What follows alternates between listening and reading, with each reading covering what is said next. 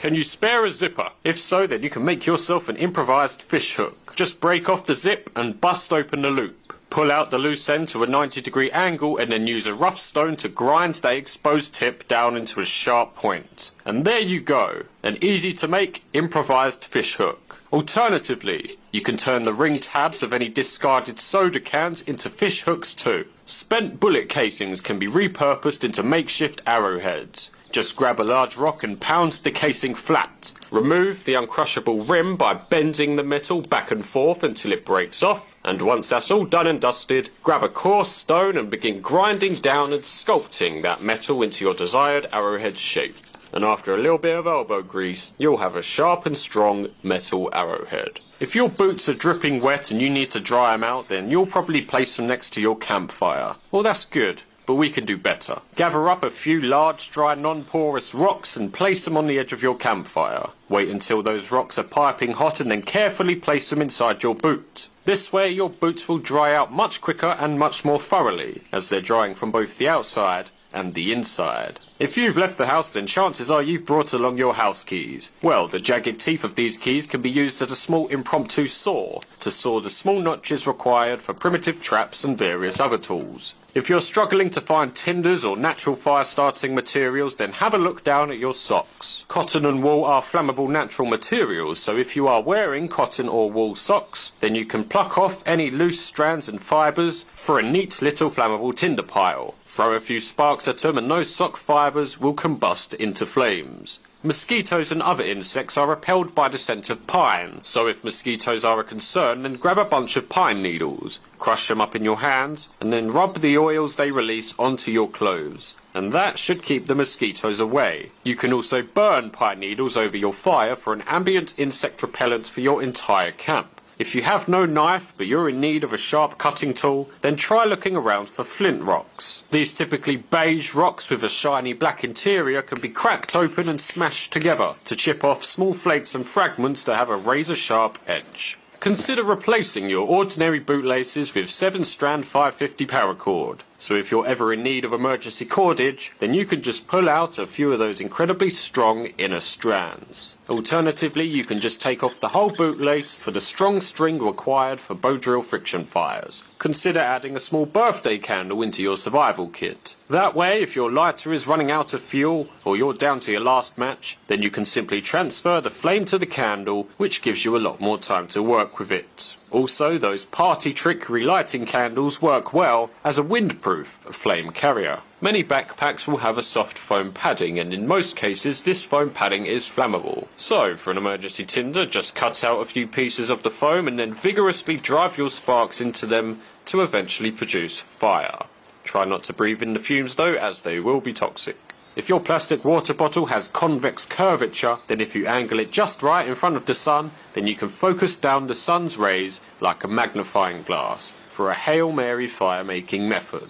If you're on the brink of dehydration and in need of some clean, safe drinking water, but all you have on you is a mere plastic bottle, then worry not, because you can still boil and purify water over the fire in just a mere plastic bottle. The plastic can withstand the intense heat of the fire without melting or deforming, so long as there is water inside to keep the bottle firm. Plastic bottles can not only boil water, but they can also filter your water too. So if the only water you have available to you is the filthy, dirty, putrid pond water, then the usual trick is to cut the bottle in half. The bottom will be your boiling cup and the top will be your water filter. To make the filter, simply pierce a few holes into the lid, and then gather up some moss, some grass and some small stones, and place them all into the top half. You can now pour your filthy water through this makeshift filter and it will come out a lot cleaner.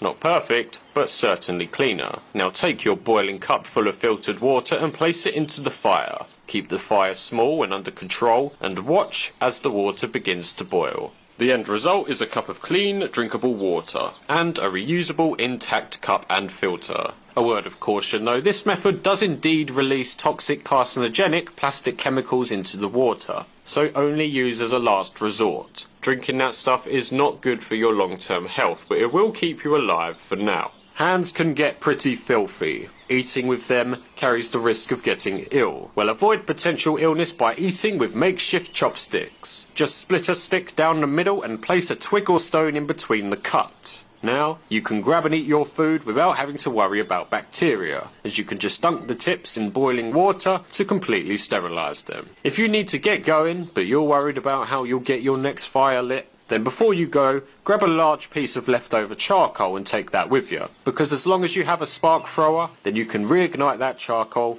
back into a glowing ember. If you happen to stumble across any discarded soda cans, then you can make a portable windproof stove, one that you can cook upon or just have as a little warm fire by the entrance of your shelter, if torrential downpour prevents you from having a fire on the outside. To make it, simply cut into the side of the can from the top down, slice across the top and bottom until you have a capital I shaped cut, and this is your window. Simply peel them open and you're good to go. Place your tinders and kindling inside the can and light it up for a portable cooking stove. Small pre-drilled ferrocerium spark throwing rods can be worked into jacket zipper pulls. With this, you'll always have an incognito fire-making device on you at all times. If your cell phone has run out of battery or is no longer working, then you can take it apart to unlock a multitude of handy survival tools. Firstly, remove the screen and all of the back screen elements. Beneath a few layers you will find a pristine mirror. You can use this as a signal mirror to reflect and flash sunlight signals into the cockpits of planes or helicopters to get their attention. Dive deeper into the phone to reveal the circuit boards. With these boards, you can do two things. Firstly, you can make arrowheads. Either carefully snap the board or vigorously grind them down against a rock into that desired arrowhead shape.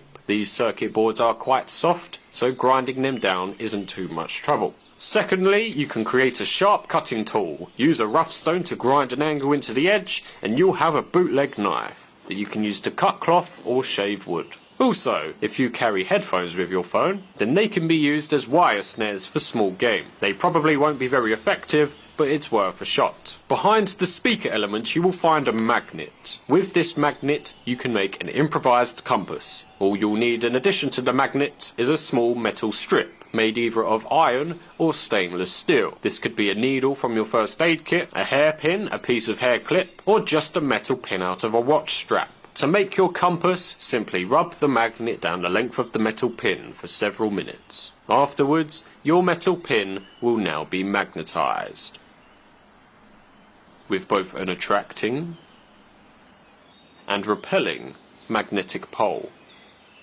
Now, if this pin is given something to float upon, then it will align itself with the Earth's north and south magnetic poles, giving you a north to south directional line. This is exactly how ordinary compasses work. So grab a leaf and find a perfectly still puddle. Put your leaf onto the puddle and then delicately place your magnetized metal pin onto the leaf. It will immediately begin to rotate and eventually settle once it has aligned with the Earth's magnetic field, giving you that north to south directional line. Generally, the end of the pin that's pointing the furthest away from the sun will be north, and the end of the pin that's pointing closest towards the sun will be south. This is only true for the northern hemisphere. For the southern hemisphere, those directions are reversed. That's all for now. Thank you for watching, and peace!